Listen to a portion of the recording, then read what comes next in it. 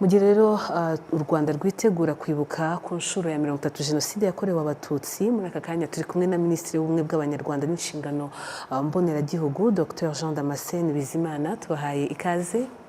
Murakoze cyane, mwiriwe. Mwiriwe neza. Hanyuma nk'uko nari mbikomojeho, u Rwanda ruritegura kwibuka ku nshuro ya 30 Jenoside yakorewe Abatutsi mu Rwanda. Kuri iyi nshuro kwibuka bifite ubuhe mwihariko? Navuga yuko kwibuka Jenoside yakorewe Abatutsi ubundi ni ibikorwa bifite agaciro kamwe, icyubahiro kimwe, kuko n'ubundi tuba twibuka Abatutsi bishwe bazizwa ko ari Abatutsi. Ku nshuro ya 30 birumvikana ni umunsi udasanzwe kubera yuko ugaragaza urugendo rw'imyaka 30 u Rwanda rumaze rwiyubaka ruhangana n'ingaruka za Jenoside yakorewe Abatutsi kandi tukabisohokamo neza.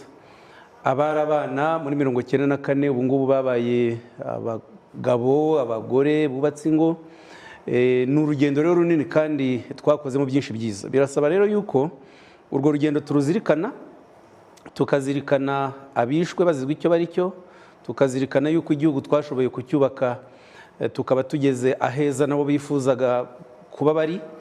Tubungabunge rero ibyiza tumaze kubaka, tubungabunge ubumwe bw'Abanyarwanda, kuko uwakoze Jenoside watumye ishoboka icyo yahereyeho no gusenya ubumwe bwacu. Bamwe akabafata akabahindura abicanyi, abandi leta ikabafata ikumvisha ko bagomba kwicwa. Tugomba ibyo kandi hakoreshejwe urubyiruko ku buryo bukomeye, leta ibijyamo. Tugomba rero kureba aho imiyoborere myiza imaze kugeza igihugu, tukibuka Abatutsi bishwe muri Jenoside, ariko dukomeza kubaka igihugu kizira umwiryane, igihugu kizira akarengane, igihugu ahubwo buri wese yishimira kubamo, kandi tukibuka n'abo bantu tuzirikana yuko tubaberaho batari mu by'ukuri, kugira ngo n'amahanga tuyereke ko amakosa yakoze kuba yaratereranye u Rwanda, ibyo bintu bigomba guhinduka, kugira ngo ahariho hose hagaragara yuko Jenoside ishobora kuba, amahanga yoye gukomeza gukora amakosa amwe nk'ayo yakoze mu Rwanda muri 1994.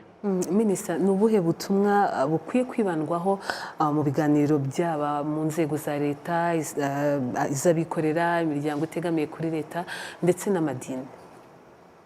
Ibiganiro ni ukuzakurikiza imfashanyigisho Minisiteri y'Ubumwe bw'Abanyarwanda n'Inshingano Mboneragihugu yatanze. Twateguye ikiganiro kivuga ku mateka, kigaragaza uburyo bwo kurwanya ingengabitekerezo ya Jenoside, ipfobya n'ihakana rya Jenoside yakorewe Abatutsi, kigaragaza intambwe tumaze gutera mu kubaka igihugu nk'uko nabivugaga mu kanya.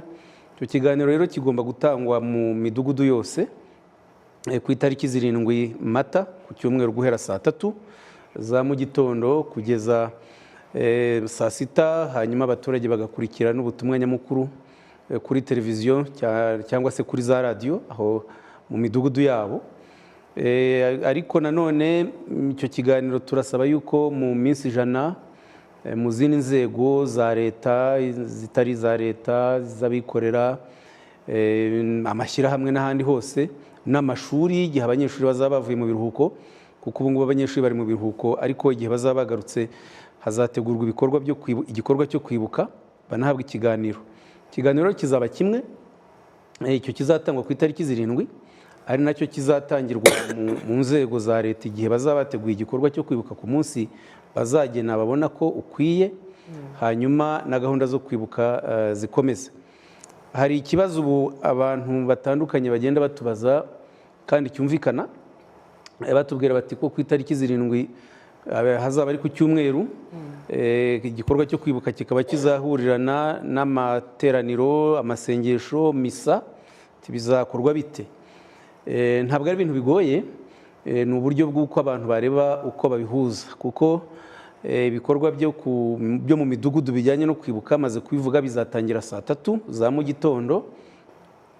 Bivuze rero yuko amasengesho, amateraniro ashobora kuba mbere y'isaha.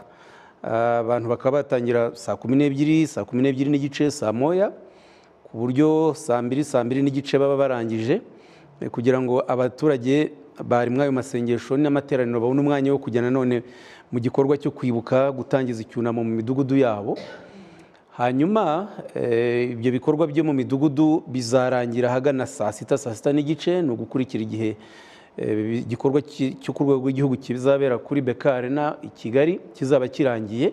Icyo gihe nyuma ya saa sita abaturage bazakomeza ibindi bikorwa byabo byose nta gikorwa kizafunga. Bazabikomeza, abashaka kujya gusenga bazasenga, bazakomeza basenge, amateraniro azakomeza. Nka Kiliziya Gatolika yatumenyesheje ko yo yamaze no kubigena, hazaba misa mu gitondo mbere ya saa tatu, ku buryo saa tatu zaba yarangiye abaturage banageze mu midugudu. Hanyuma ku mugoroba hakaba indi misa ya kabiri ku bazaba batashoboye kwitabira ya mu gitondo. N'andi madini yareba uko abihuza, kuko ni ibikorwa byacu twese, ni ibikorwa by'Abanyarwanda kandi bidufitiye akamaro, uburyo bishobora kuba nta kimwe kibangamiye ikindi.